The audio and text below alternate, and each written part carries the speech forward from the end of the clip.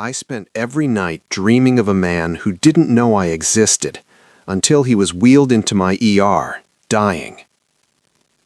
Welcome to BL Stories by K, your home for original high-tension audio dramas.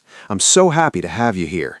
Before we begin, please take a moment to subscribe to the channel and hit that notification bell. Now let's dive into the story for today. My bedside drawer has a false bottom.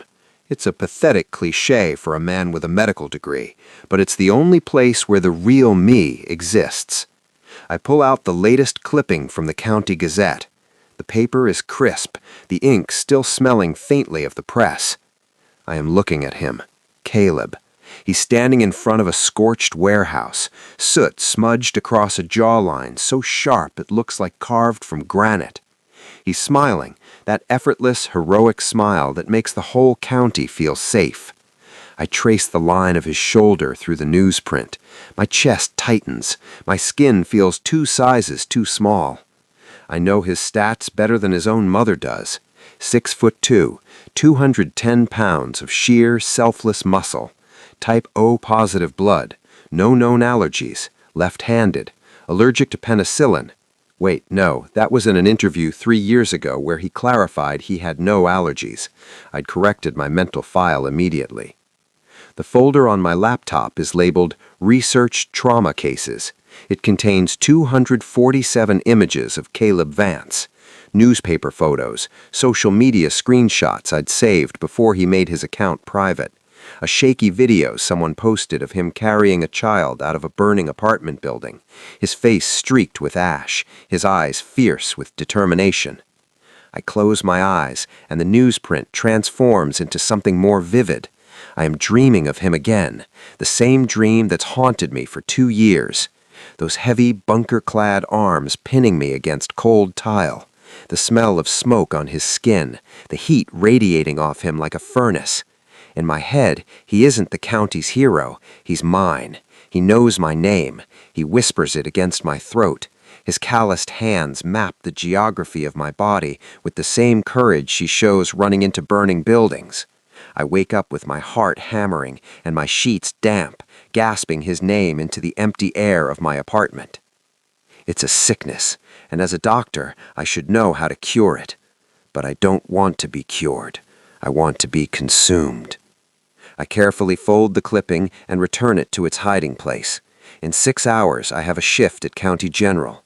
I'll put on my white coat, become Dr. Cale Morrison, the brilliant, composed ER surgeon who'd earned his reputation through precision and ice-cold calm. And no one will know that beneath the professional exterior, I'm just a man hopelessly, pathetically in love with someone who doesn't know I exist. The ER at 2 a.m. is a symphony of controlled chaos. The fluorescent lights hum with a sterile, flickering energy. Somewhere in Bay 3, a drunk driver is demanding to be released. In Bay 5, a teenager with a broken arm from skateboarding is trying not to cry in front of his friends. I was finishing a chart, my fingers steady on the keyboard, my face the mask of Dr. Cale, the brilliant, unshakable surgeon who'd earned his reputation through precision and ice-cold calm. Then the red phone rang. Every doctor knows that sound. It's the sound of someone's world ending, the sound of fate calling collect. I picked up. Dr. Morrison. Multiple trauma coming in. The dispatcher's voice crackled through the line. 3-alarm warehouse fire on Industrial Boulevard. We have a firefighter down. Severe burns covering approximately 30% of his body. Smoke inhalation. Crush injuries to the lower extremities. Possible internal bleeding. ETA 3 minutes. My heart didn't just skip a beat. It stopped. Professional. Stay professional. Copy. What's the patient's name? There was a pause. Paper rustling. Caleb Vance, age 29. He's one of ours, Station 12. The world tilted sideways. The phone slipped from my fingers. I caught it before it hit the floor, muscle memory saving me from complete collapse. But inside, I was screaming. The fluorescent light suddenly felt too bright. The sterile smell of the hospital was replaced by a phantom scent of burning rubber and ash. Not him. Please, God, not him. Dr. Morrison? Doctor, did you copy? Copy. My voice sounded distant, like it belonged to someone else. Prep Trauma 1. I want a full burn team standing by. Get me saline, plasma, and make sure we have O-positive blood ready, at least 6 units. I hung up. My hands were shaking, actually shaking, something that hadn't happened since my first year of residency. Move, I commanded myself. You have 3 minutes to pull yourself together. 3 minutes before the man you've spent 2 years obsessing over comes through those doors, and you need to save his life. I scrubbed my hands viciously, the hot water turning my skin pink. I stared at myself in the mirror. Green eyes, dark hair falling across my forehead, a face that patients called trustworthy and kind. But right now, I looked terrified. You can do this, I whispered to my reflection. You don't get to fall apart, not when he needs you. The bay doors burst open. The sound of the gurney's wheels screaming against the linoleum was deafening. A swarm of paramedics pushed through. I counted 4 of them, all looking grim, and there, in the center of the storm, was the man from my drawer. But the hero was gone. His turnout gear was shredded and blackened, hanging off his body in burnt tatters. His beautiful, sun-kissed skin, the skin I'd memorized from photographs, was angry red and weeping, blistered and raw. His hair, usually golden brown and perfectly tousled, was singed short on one side. His eyes, those bright, courageous eyes that haunted my dreams, were rolled back into his head, only the whites showing. "Vitals are dropping," Sarah, my best trauma nurse, screamed. "BP is 70/40 and falling. Heart rate 140. Oxygen saturation at 78%. Doctor, we're losing him!" I froze. For 3 seconds, 3 eternal seconds, I wasn't a surgeon. I wasn't Dr. Cale Morrison, the man who'd saved hundreds of lives with steady hands and steadier nerves. I was just the boy with the hidden clippings, watching his entire world go up in flames on a gurney in front of him. He's dying. The man you love is dying. "Move, Cale," I screamed at myself internally. "If you don't move, he dies. If you freeze, you'll lose him before you ever had him." I stepped forward. I placed my hands on his chest, the same chest I had traced in photos 1,000 times, imagining what it would feel like beneath my palms. It was hot, too hot, the heat of the fire still trapped beneath his damaged skin. But he was real, solid, alive. "Intubate him now," I barked, my professional mask snapping back into place, though my soul was weeping. "Get me a central line. Push 2 liters of saline wide open. I want a chest x-ray and a full trauma panel. Sarah, call down to the burn unit and tell them we're coming up. We are not losing this man. Not tonight, not ever." The team moved like a well-oiled machine. I'd trained them well. I cut away what remained of his gear, exposing the full extent of the damage. 2nd-degree burns across his chest and arms, 3rd-degree on his left shoulder. His legs were crushed beneath the knees. A beam must have fallen on him. "Caleb," I whispered, so quietly that no one else could hear. "I've got you. I promise. Just hold on." His lips were cracked and bloody, but as I leaned over him, inserting the breathing tube with practiced precision, I could have sworn, just for a fraction of a second, his eyelids fluttered. Like some part of him knew I was there. 10 days later. The ICU is a tomb of beeps and mechanical sighs. Machines breathe for people who can't. Monitors count heartbeats like a morbid metronome. I am standing at the foot of his bed. Present tense. I am looking at what's left of the county's golden boy. Caleb is wrapped in white gauze like a broken mummy, his muscular frame diminished by pain and medication. The ventilator was removed 3 days ago. His lungs had healed enough to breathe on his own, but the man who woke up wasn't the man from the newspapers. He's staring at the ceiling, his gaze hollow and empty. He hasn't spoken more than a few words since regaining consciousness. The psychiatrist says it's depression, common in severe trauma cases. I say it's a man who's lost his reason to fight. "Caleb?" I whisper, moving to his bedside. He doesn't turn, doesn't acknowledge me. His voice, when it comes, is a sandpaper rasp, roughened by the breathing tube and smoke damage. Why did you save me, Doc? The question hits me like a physical blow. What? Look at me. He still won't meet my eyes. I'm a monster. I can't breathe without it hurting. I can't walk. My legs are... He trails off, his jaw clenching. I'm nothing. You should have let me go. You are Caleb Vance, I say, and I can't keep the tremor out of my voice. I want to reach out. I want to tell him I have his photos. I want to tell him he's still the most beautiful thing I've ever seen, even now, even broken. You saved 4 people from that fire before the building collapsed. 4 people are alive because of you. You're a hero. A hero who can't even go to the bathroom by himself? He lets out a bitter, jagged laugh that turns into a cough. His whole body convulses with it. Just let me go. I don't want to be a burden. I grab his hand before I can stop myself. His fingers are warm, calloused, exactly how I'd imagined them. You aren't a burden to me. He finally looks at me, really looks at me. His eyes, blue-gray like a storm rolling in, search my face. Why do you care so much?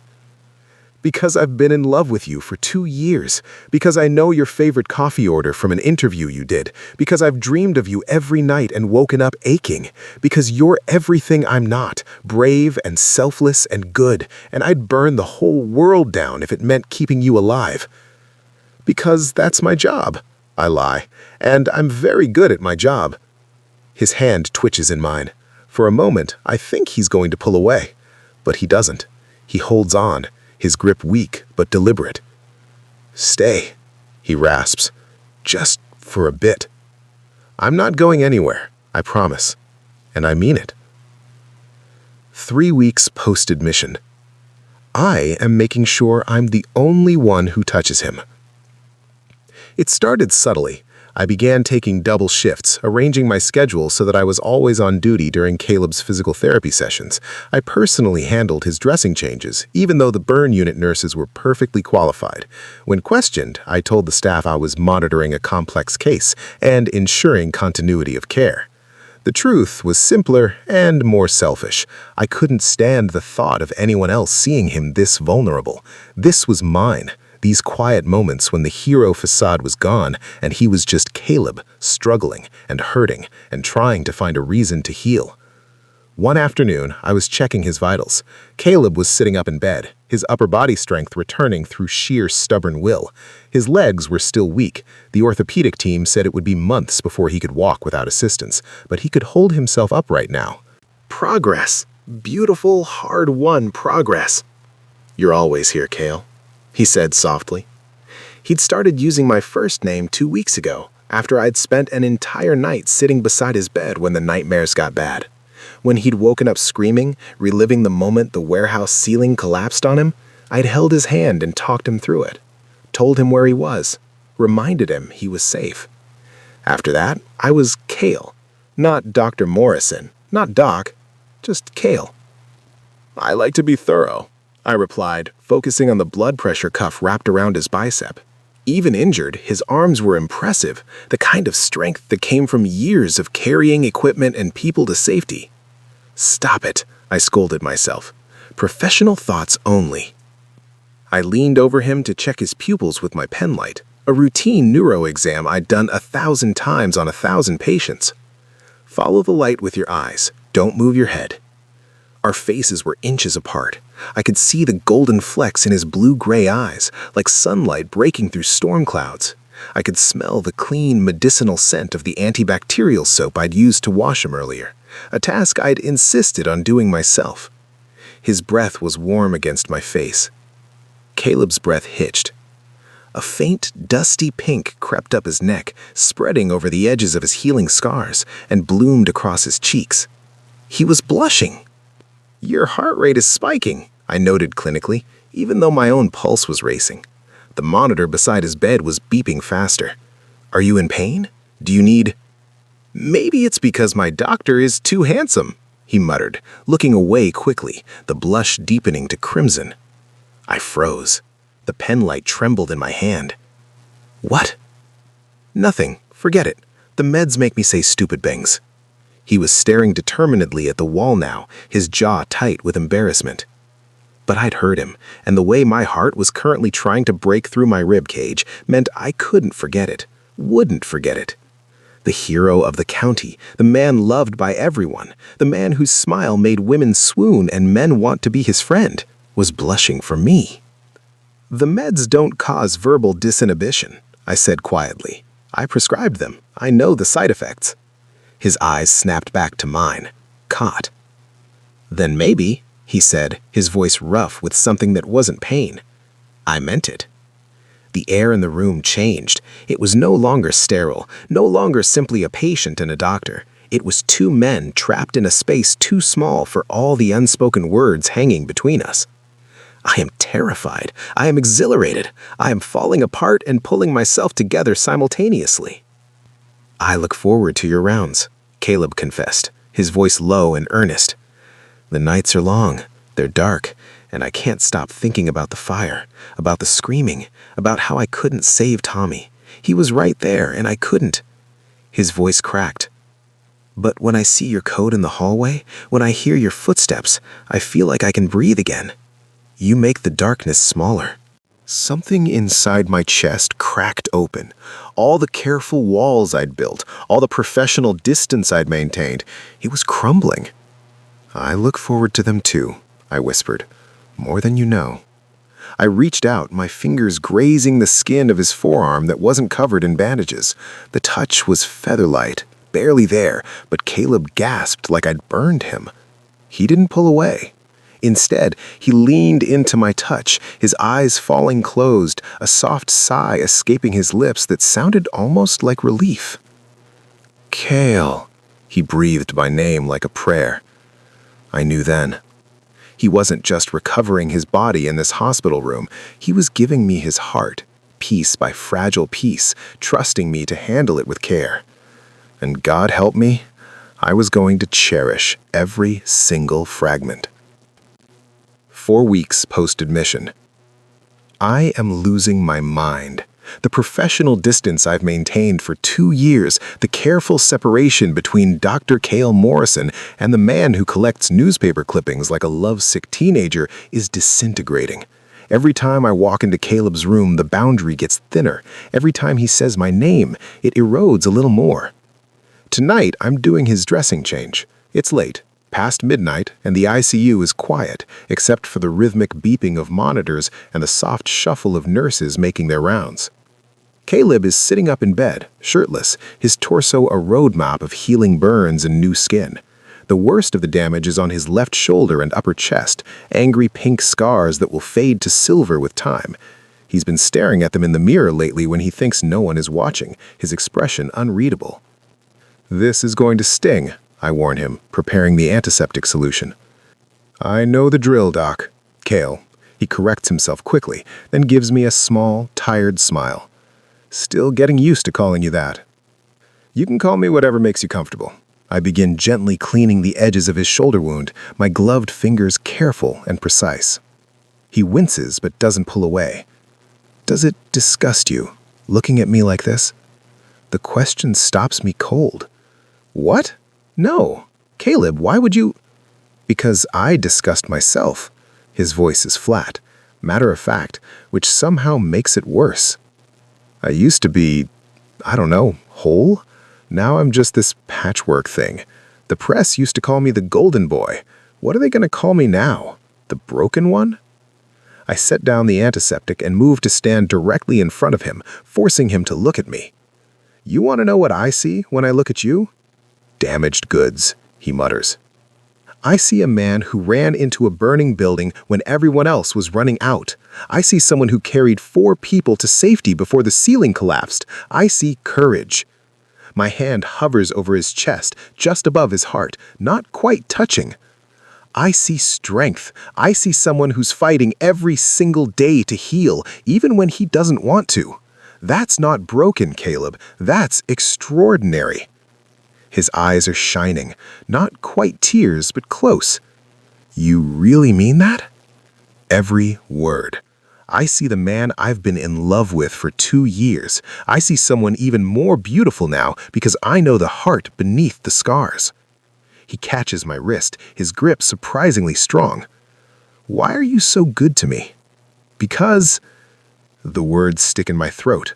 Because I've memorized every article written about you. Because I have dreams about you that would make me blush in daylight. Because you're the first thing I think about when I wake up and the last thing before I sleep. Because, he prompts, his thumb brushing against my pulse point. Can he feel how fast my heart is racing? Because you deserve it, I finish lamely. He doesn't let go of my wrist. Instead, he tugs gently, pulling me closer until I'm standing between his knees, our faces level. The hospital bed puts me at exactly my height when he's sitting.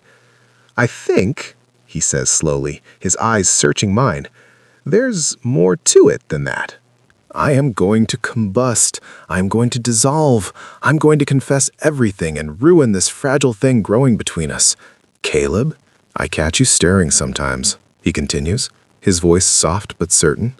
When you think I'm asleep, you look at me like I'm something precious, not just a patient, something more. My throat is desert dry. You were unconscious. You couldn't have... I'm a light sleeper now. The nightmares, you know? His smile is sad. I've been awake for your 2 a.m. checks more often than you think. And Cale, the way you look at me... He pauses, his grip on my wrist tightening almost imperceptibly. Nobody's ever looked at me like that before. Like what? I managed to whisper. Like you already knew me. Before the fire, before any of this. His free hand gestures at the hospital room, at his scarred body. Like you've been waiting for me. Oh, God. Oh, God, he knows. He can't know.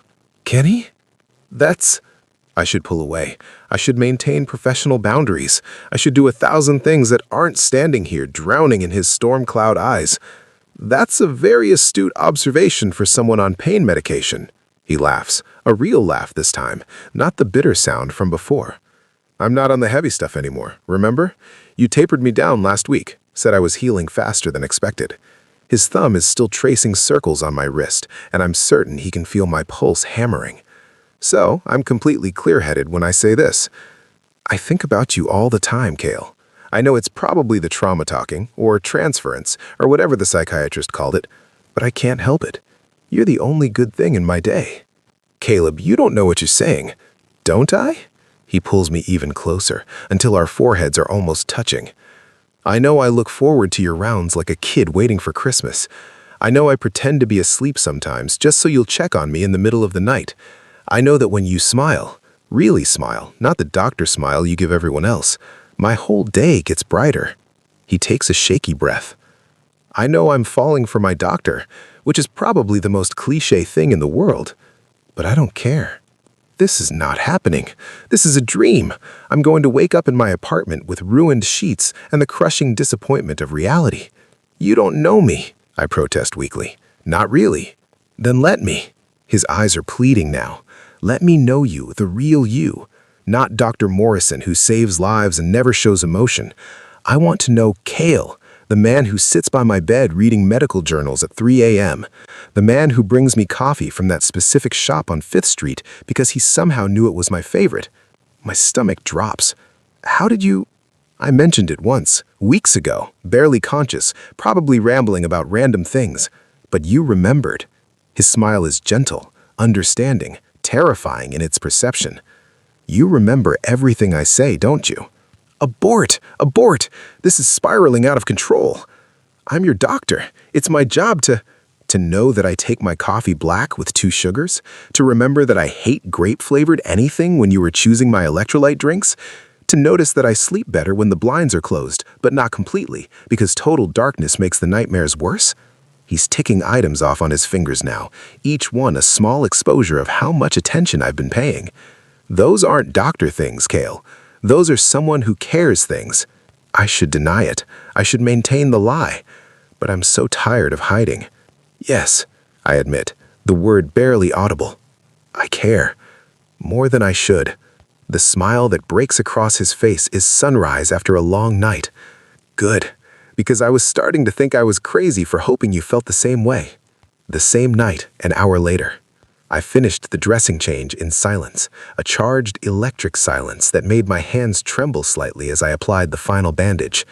Caleb watched me the entire time, his gaze intense and unwavering, like he was memorizing my face. "I should go," I said when I was done, stripping off my gloves. "It's late and you need rest." "Stay!" His hand shot out, catching mine before I could step away. "Please, just a little longer." I am not strong enough to refuse him. I should cite hospital policy. I should mention professional ethics. I should do the responsible thing. Instead, I pull a chair close to his bedside and sit, our hands still connected. "I can't sleep anyway," he admits. "Every time I close my eyes, I'm back in that warehouse. I hear the screams, feel the heat, see the ceiling coming down." His grip tightens on my hand. "But when you're here, it's quieter. The memories don't scream as loud." "Have you talked to Dr. Chen about this? She's an excellent trauma counselor." "I talk to her twice a week," he interrupts. "She's helping. But Kale, she's not." He trails off, then tries again. "You make me want to get better, not just physically. You make me want to be whole again, so that maybe I could be someone worthy of the way you look at me." My heart clenches. "You don't need to be anything other than what you are. A broken firefighter who can't even walk to the bathroom?" The bitterness is creeping back into his voice. A survivor, a hero, a man who's stronger than he knows.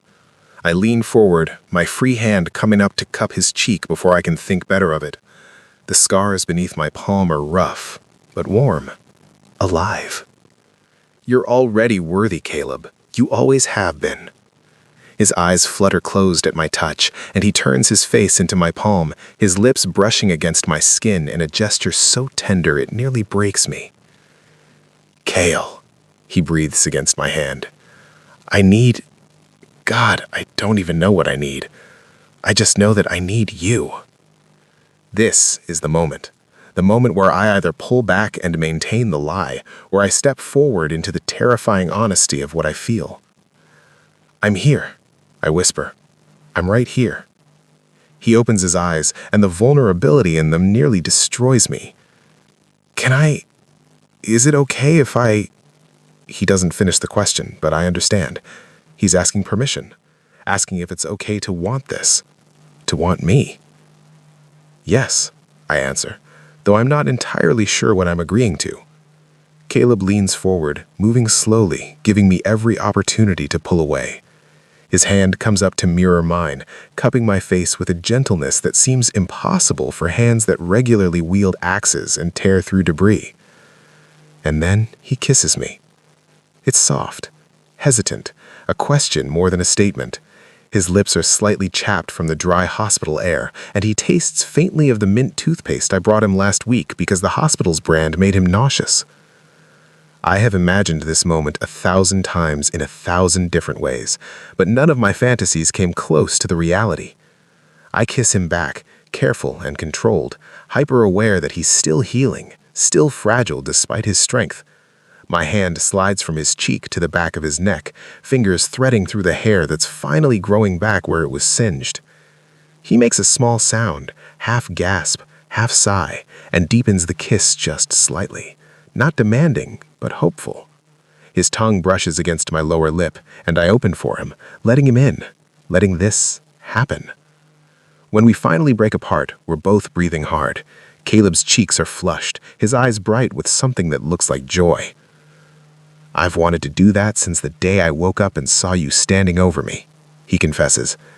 "Is that weird, that the first thing I thought when I woke up from a coma was, my doctor's beautiful?" I laugh, actually laugh, something I haven't done in weeks. "Maybe a little, but I'm not complaining." "Good." He rests his forehead against mine, and we sit like that for a long moment, just breathing together. Because I plan on doing it again. A lot, if that's okay. It's more than okay. It's everything. It's the answer to 2 years of silent longing. It's the dream I never let myself believe could be real. A knock on the door makes us spring apart like guilty teenagers. Sarah, the night nurse, pokes her head in. "Dr. Morrison, sorry to interrupt, but we have an incoming trauma." "I'll be right there." My professional voice snaps back into place, but when I look at Caleb, I can't help but smile. "I have to go." "I know." He's smiling too, a real, genuine smile that transforms his entire face. But you'll come back. Always. I promise. And I mean it. 6 weeks post-admission. Things change after that kiss. Not drastically. We're still careful, still aware that we're navigating complicated ethical territory. But there's a lightness in Caleb now that wasn't there before. He engages with his physical therapy. He makes jokes with the nurses. He's starting to look like himself again. And every time I walk into his room, he blushes. It's become my favorite thing in the world. "Good morning, Caleb," I say, entering for morning rounds. Pink spreads across his cheeks immediately. "Morning, Cale." The other residents I'm training notice. Dr. Yuki, a sharp-eyed second year, raises an eyebrow at me when we leave Caleb's room. "So, you and the firefighter seem close." "He's responding well to consistent care," I reply neutrally. "Uh-huh. Is that what we're calling it?" But she's smiling, not accusatory. For what it's worth, I think it's sweet. He lights up like a Christmas tree when you walk in. "Focus on the chart, Dr. Yuki." "Yes, sir." She's still grinning.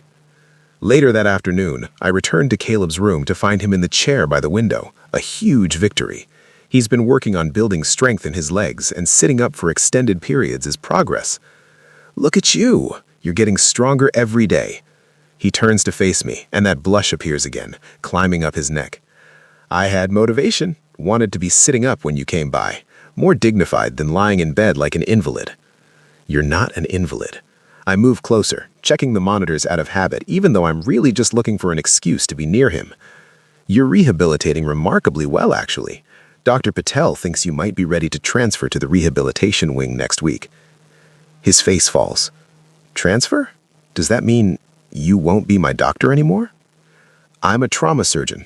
Once you're stabilized, you move to specialized rehab."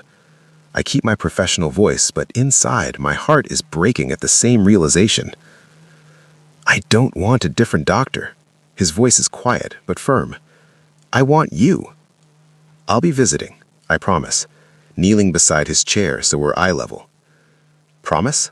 He holds out his pinky finger, and the gesture is so unexpectedly childish and sweet that I can't help but smile. "Promise." I link my pinky with his. He uses the grip to pull me closer, glancing at the door to make sure it's closed before pressing a quick, soft kiss to my lips.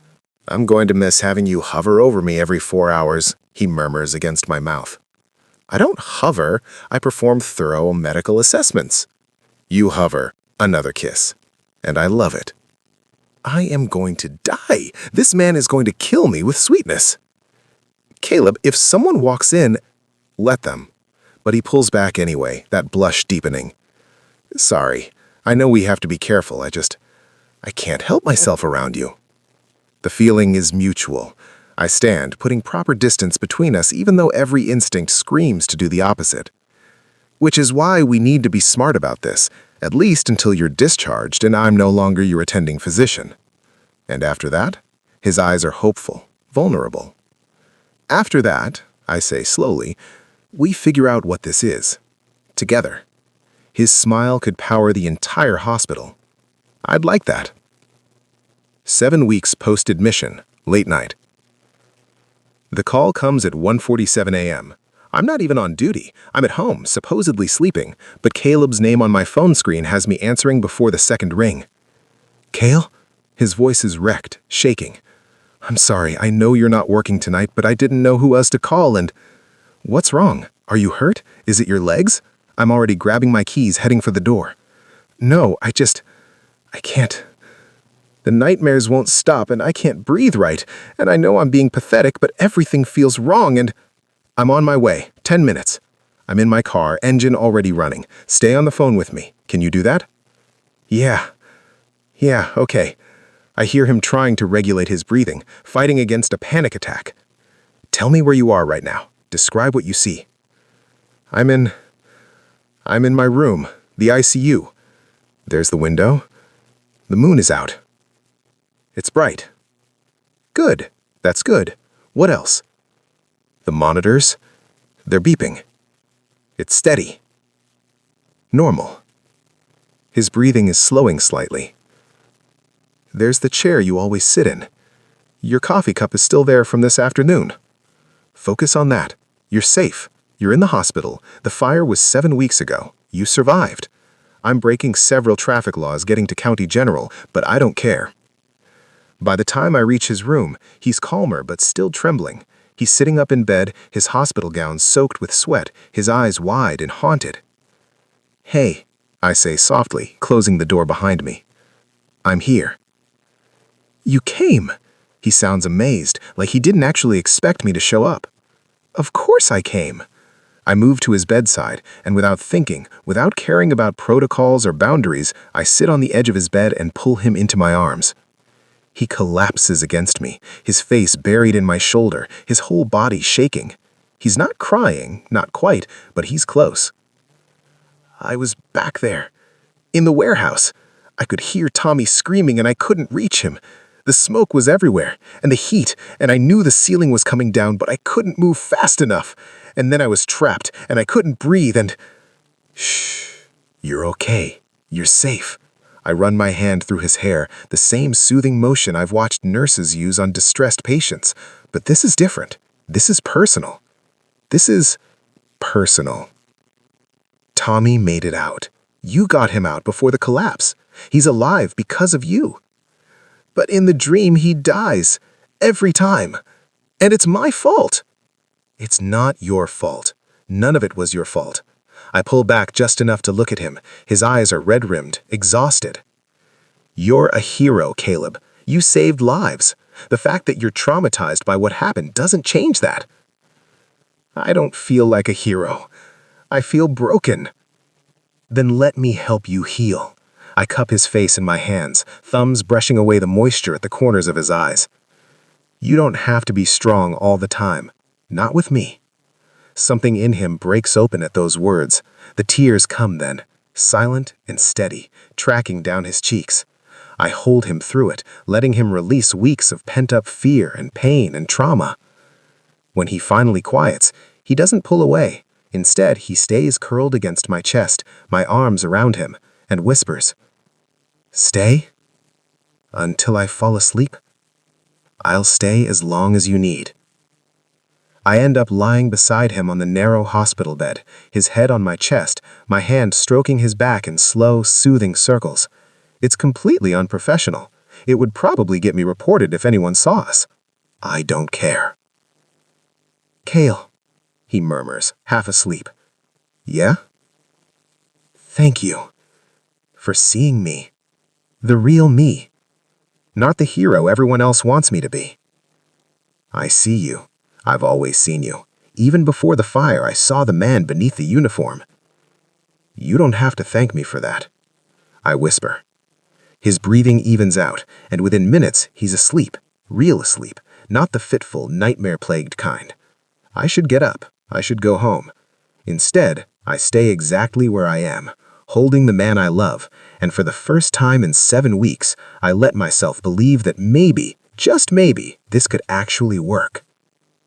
8 weeks post-admission. The rehabilitation wing smelled different from the ICU, less antiseptic, more like hope. Physical therapy equipment lined the walls, parallel bars, resistance bands, medicine balls. It was designed to look less like a hospital and more like a gym, but I could still see the medical underpinnings beneath the cheerful paint. Caleb's new room had a window that faced the garden. Sunlight poured through the glass, catching the gold in his hair that was finally growing back properly. "So this is it," he said, looking around. "My new home for the next month." 6 weeks, actually. I set down the tablet I've been carrying.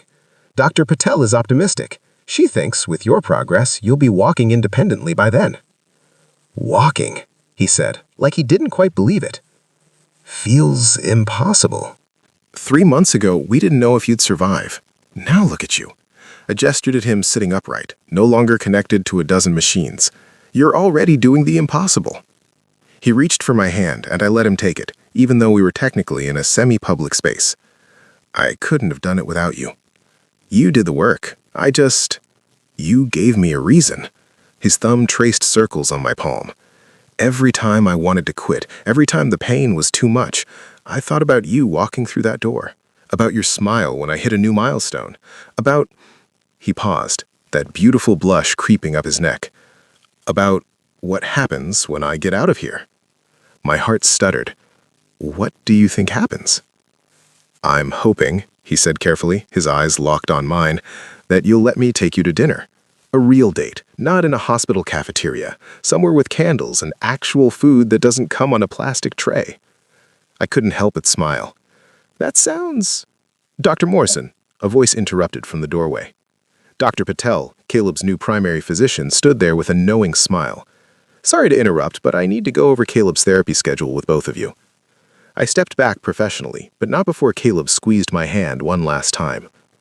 Over the next hour, Dr. Patel outlined an aggressive but achievable rehabilitation plan: water therapy, strength training, occupational therapy to regain fine motor skills in his hands. Caleb listened intently, asking intelligent questions, and I felt a surge of pride watching him take control of his recovery. I'll leave you two alone, Dr. Patel said, eventually, heading for the door. She paused, glancing back at me with a subtle smile. Dr. Morrison, you're welcome to visit any time. I think consistent support systems are crucial for recovery. The door closed behind her. She knows, Caleb said immediately. She suspects. I moved back to his bedside. Dr. Patel is exceptionally perceptive. Is that going to be a problem for you, professionally? I considered the question.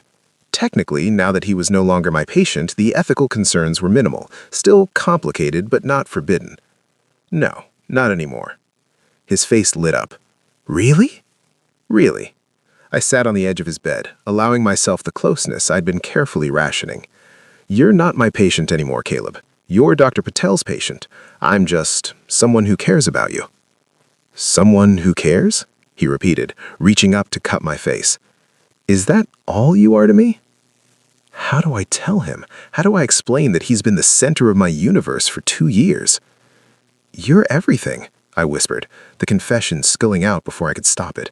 You've been everything for longer than you know. His eyes widened. What do you mean? I mean, I've known who you were long before the fire. I've watched you on the news, read articles about your rescues. You were this untouchable hero, and I was just someone who admired you from a distance. Cale, let me finish. My hand covered his where it rested against my cheek. When they brought you in that night, broken and burned, I thought my world was ending because the man I'd been secretly fascinated by for so long was dying in front of me, and I realized that admiring you from afar wasn't enough. I needed you to survive. I needed the chance to know you, really know you, not just the hero in the newspapers. Tears were sliding down his cheeks now. You really mean that? Every word. I brushed away his tears with my thumb. These past 2 months, getting to know the real you, the man who makes terrible jokes at 3 a.m., who worries about his team more than himself, who's terrified of grape-flavored anything, it's been the greatest privilege of my life. He pulled me down into a kiss that tasted like salt and hope. His hands threaded through my hair, and I let myself sink into him, into this moment where nothing else existed except us.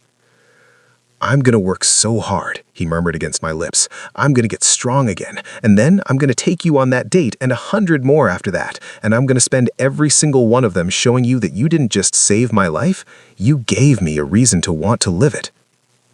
10 weeks post-admission.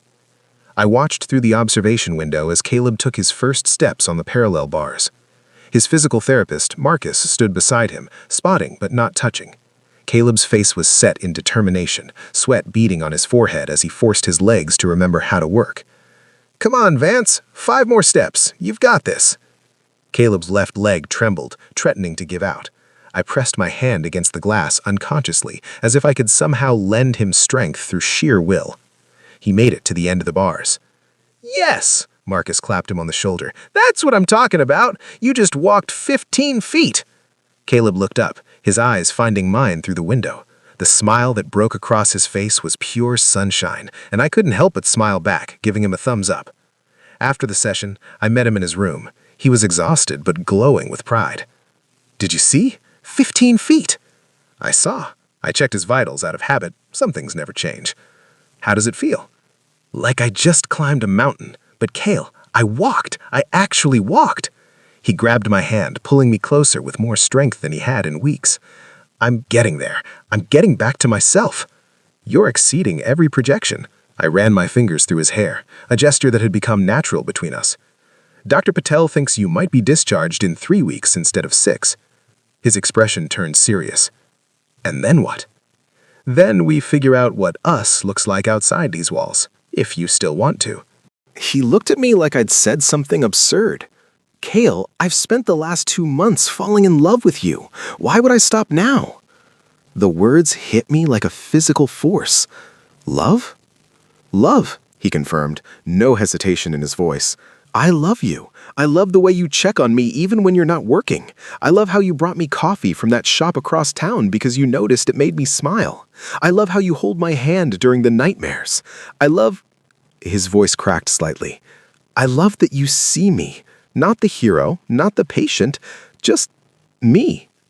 I couldn't speak. The words I'd kept locked inside for 2 years were trying to claw their way out. You don't have to say it back, he added quickly. I know this is complicated, and maybe it's too soon, but I needed you to know. I love you too. The confession burst free, unstoppable. God, Caleb, I've loved you for so long. Even before I knew you, I loved the idea of you. And now that I know the real you, I'm completely, hopelessly, utterly in love with you. He kissed me then, deep and slow and perfect. His hands cradled my face like I was something precious, and I melted into him, into this impossible, beautiful thing growing between us. 3 more weeks, he whispered against my lips, and then you're taking me on that date. Actually, I believe you're the one who promised to take me on a date. Right, yes, I did say that. His blush was back, and it was still my favorite thing. Though I should warn you, I'm probably going to need a cane, and I might get tired easily, and I definitely can't do anything too strenuous. Caleb, I pressed a finger to his lips. I don't care if we just sit in a coffee shop and talk for hours. I don't care if we have to take breaks. I just want to be with you, wherever, however. His eyes shimmered. How did I get so lucky? I almost died, and somehow I ended up with you. I'm the lucky one. I kissed his forehead, his cheeks, the tip of his nose. You gave me something I never thought I'd have, a chance to know the man behind the hero, and he's even more amazing than I imagined. 11 weeks post-admission. The day Caleb was discharged, the entire fire station showed up. I watched from the nurses' station as his crew filled the hallway, burly men and women in department t-shirts, carrying balloons and flowers and a massive banner that read, "Welcome back, Golden Boy." Tommy, the firefighter Caleb had saved, was at the front of the group. When he saw Caleb walking, actually walking, with just a cane for support, his face crumpled and he pulled Caleb into a crushing hug. "You saved my life, man. You saved my life." "We're even now," he replied, his voice thick. "You guys kept me going in there." I stayed back, giving him space for this reunion. This was his world, his family. I was just... "Cale," Caleb called out, gesturing me over. "Come here." I approached hesitantly, aware of all the eyes on me. Caleb reached out and took my hand, pulling me to his side without any shame or hesitation. "Everyone, this is Dr. Cale Morrison. He's the reason I'm standing here. He's the reason for a lot of things." The crew understood immediately. I saw the knowing glances, the subtle smiles, but there was no judgment, only acceptance. "Well, Doc," a woman I recognized as Captain Torres said, extending her hand, "thank you for bringing our boy back to us. You're welcome at the station any time." "Thank you, Captain."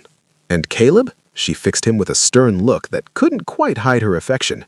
"You take your time healing. No rushing back before you're ready." "Yes, ma'am." After the crew left, after the final paperwork was signed and the discharge instructions given, it was just Caleb and me in the empty room. "So, this is it," he said, looking around at the space that had been his home for nearly 3 months. "Freedom. How does it feel?" "Terrifying, exciting, overwhelming." He turned to me. "Real." I helped him gather his belongings, not that there was much. Some clothes his sister had brought, the get well cards that covered every surface, a sketchbook where he'd been documenting his recovery and drawings. "I'm scared," he admitted quietly as we walked toward the exit. "What if I can't do it? What if I can't be the firefighter I was?" "Then you'll be a different kind of firefighter, or maybe you'll be something entirely else. But whatever you become, you'll still be Caleb, and that's more than enough." We reached the entrance to the hospital. Sunlight poured through the glass doors, real sunlight, not filtered through hospital windows. Caleb paused at the threshold. "Will you—" He looked at me, vulnerable. "Will you come with me? Just for today? I don't want to be alone yet." "I have the next 3 days off," I said softly. "I'm yours for as long as you need me." "I'm going to hold you to that, forever, if you'll let me." We stepped through the doors together, into the sunshine, into the beginning of whatever came next. And for the first time in 2 years, the fantasy I'd carried in my bedside drawer felt less important than the reality of his hand in mine. Epilogue. 6 months later. The coffee shop on 5th Street was exactly as I'd imagined it. Warm lighting, soft music, the smell of fresh espresso filling the air. Caleb sat across from me, no cane in sight. He'd worked tirelessly through physical therapy, and last month he'd been cleared to return to light duty at the station. Not firefighting yet, that would take more time, but training recruits, doing safety inspections, being part of the family he'd missed so desperately. "You're staring," he said, a smile playing at his lips. "I'm allowed to stare. You're beautiful." That blush I loved appeared right on schedule. "You can't just say things like that in public." "Why not? It's true." I reached across the table, lacing our fingers together. "Besides, I've been wanting to tell you that for 2 years. I'm making up for lost time." 2 years, he repeated, shaking his head in wonder. "I still can't believe you noticed me before everything." "I more than noticed you. I was obsessed. I probably should have been embarrassed by the admission, but I wasn't. Not anymore. I had newspaper clippings, photos. I knew your schedule, your favorite foods, everything the press reported about you." "That should probably concern me," he teased, "but instead, I just find it incredibly romantic." "You find stalking romantic?" "You find me romantic." He squeezed my hand. "You loved me before you knew me, and then you loved me enough to save my life. And then you loved me when I was broken and angry and convinced I had nothing left to offer. How could I not find that romantic?" My throat tightened with emotion. "You were never broken, just healing. Because of you." He brought my hand to his lips, pressing a soft kiss to my knuckles. "Everything good in my life right now is because of you." "That's not true." "It is." His eyes were fierce now, intense. "You gave me hope when I had none. You made me want to fight. You showed me that there was life after trauma, that I could be more than just the sum of my scars." He paused, taking a shaky breath. "Cale, you saved me in every way a person can be saved." I had to look away, blinking back tears. "You saved me too, you know. You took my carefully controlled life and turned it upside down. You made me feel things I'd only dreamed about. You made the fantasy real." "Good." He stood, moving around the table to sit beside me in the booth instead of across from me.